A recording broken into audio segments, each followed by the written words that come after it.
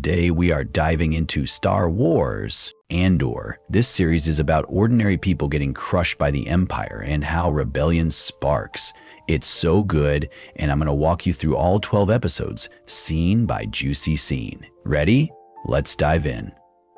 It's 5 years before Rogue One. The Empire is everywhere, like this suffocating gray blanket over everything. And we meet Cassian Andor, who is not a hero yet, just a guy scraping by in this grimy industrial town. On Morlana 1, he's looking for his missing sister, super stressed, ends up in a back alley with these two nasty corporate security goons. Things get extremely tense, and Cassian panics, and he kills them.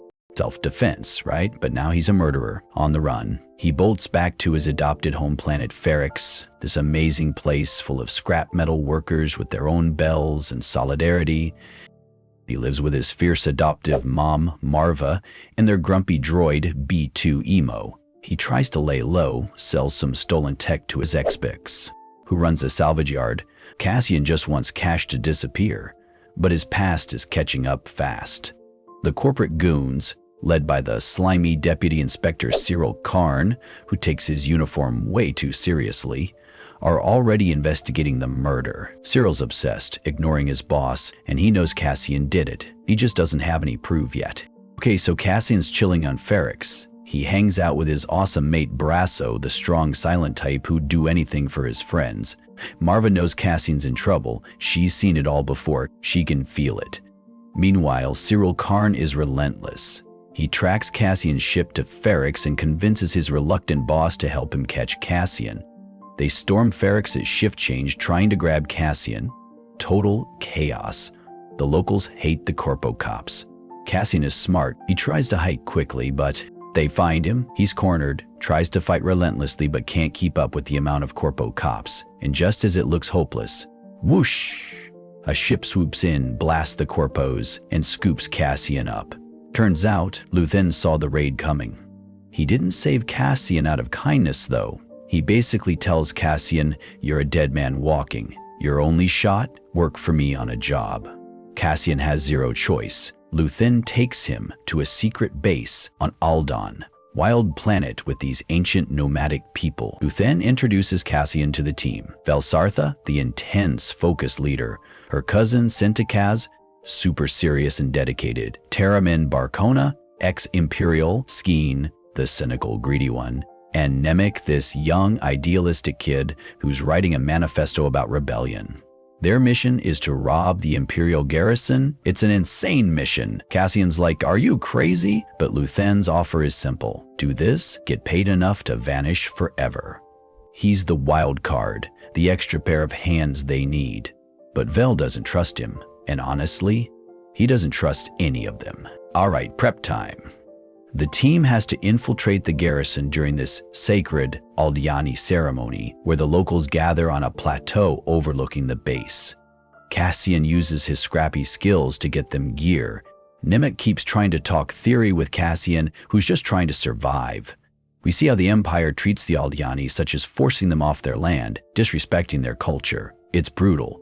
Nemik believes rebellion is necessary. The plan is crazy intricate. Use the ceremony as cover, sneak in through air vents, override security, grab the credits from a heavily guarded vault, and escape on a stolen Imperial shuttle during a rare meteor shower. Everything goes wrong, obviously. Skeen nearly gets them caught early. Also during the process, Taramin gets shot. It's pure chaos inside the vault. They get the credits, tons of them, but Nemik gets crushed by falling loot during the escape. It's awful. Cassian drags him out. They barely make it to the shuttle amidst the stunning meteor shower. Gorn stays behind to cover them, knowing he'll die. They blast off. Nemik is badly hurt. Skeen suddenly suggests they split the money and run, betraying Vel. Cassian sees his chance, but also sees Nemik dying. He shoots Skeen dead. Vel is shocked. They get Nemik to a spot where Sente, who stayed behind as lookout, can help. But Nemik dies, giving Cassian his manifesto, which is, fight the Empire. Cassian and Vel escape with the money, leaving Sente behind to vanish. The heist is a massive success for the rebellion, a huge blow to the Empire. While all this action is happening, We meet Mothma. She's a senator, still pretending to be loyal to the Empire while secretly funding Luthen's rebellion. But it's so hard. The Empire is watching her finances like a hawk. Her creepy husband and her even creepier super traditional friend, Colma, are suspicious. She's trapped in this gilded cage, trying to move money without getting caught. It's a different kind of tension, but just as gripping. And then there's the Imperial Security Bureau's officer Dedra Meero. She's a mid-level analyst, brilliant, ambitious, and totally obsessed with finding patterns. While her arrogant boss ignores her, she pieces together clues from Ferrix and the Aldhani heist. She knows it's organized rebellion, not just random acts. She starts pushing, demanding resources. She's terrifyingly competent. And Cyril Karn, fired and humiliated after the Ferrix raid disaster, now living with his judgmental mother. But he's still obsessed with Cassian Andor. He finds a clue, a piece of tech from Morlana 1 that Cassian tried to sell on Ferrix. He takes it straight to the ISB and walks right into Dedra Meero's office. She sees his fanatical drive and decides he might be useful. The Empire is starting to hunt seriously. Cassian tries to lay low on this supposedly perfect beach resort planet Niamos. He's got his money. He should be free. He is paranoid and jumpy. He follows the rules, but the Empire has just passed these insane public order resolutions. Basically, it means you can get arrested for anything. Cassian gets stopped by 2 cops for literally just looking suspicious. He kinda was, to be honest. They check his fake ID at flags, and bam! He's sentenced to 6 years in prison without trial, just like that. He's shipped off to Narkina 5. This place is horrifying. It's a huge, sterile, white prison factory in the middle of an ocean. The floors are electrified. Prisoners work in teams building something on these assembly lines. Their shifts are brutal, controlled by loud alarms. If one team falls behind, everyone on the entire floor gets punished with agonizing electric shocks. It's designed to crush solidarity. Cassian ends up on floor 2K Unit 5. He meets the team leader Kino Loy. Kino is all about surviving, keeping his head down, doing the time. Cassian is desperate, looking for a way out, but Kino shuts him down hard. Just work, survive, don't rock the boat. Meanwhile, Marva on Ferrix is ill and heartbroken that Cassian is gone.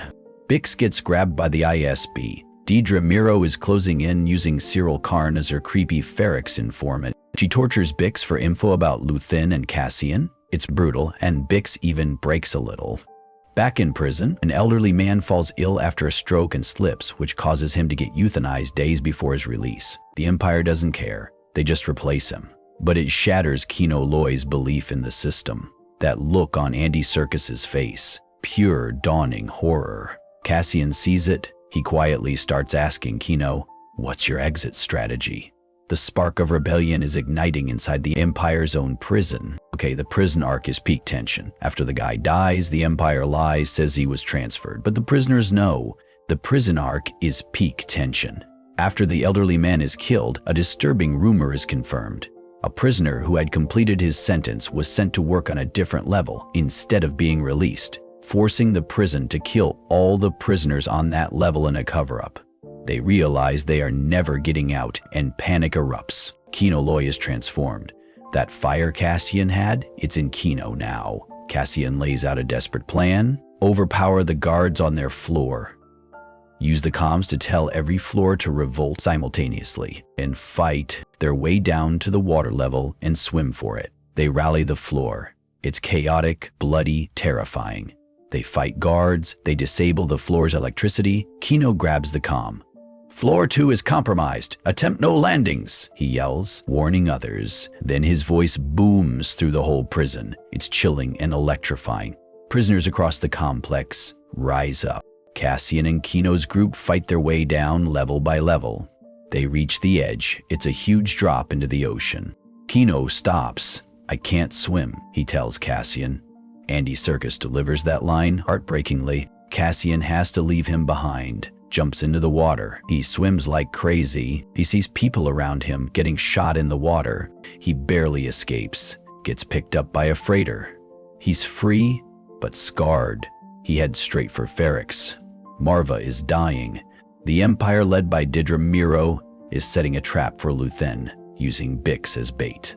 Arva knows Cassian will come back. In her final act, she records a message. Ferrix is holding her funeral, which is a huge event for the community. Deidre and Cyril are there, waiting. Cassian sneaks in, sees Brasso. Cassian sneaks in and saves a tortured Bix. Sees Marva's coffin. As Marva's recorded voice plays over the loudspeakers during the funeral march, it's a call to arms. Fight the Empire, she roars from beyond the grave. The crowd, chaos, fighting everywhere. Dedra gets overwhelmed by the furious crowd. Cassian rescues Bix. He finds Luthen, who's also there.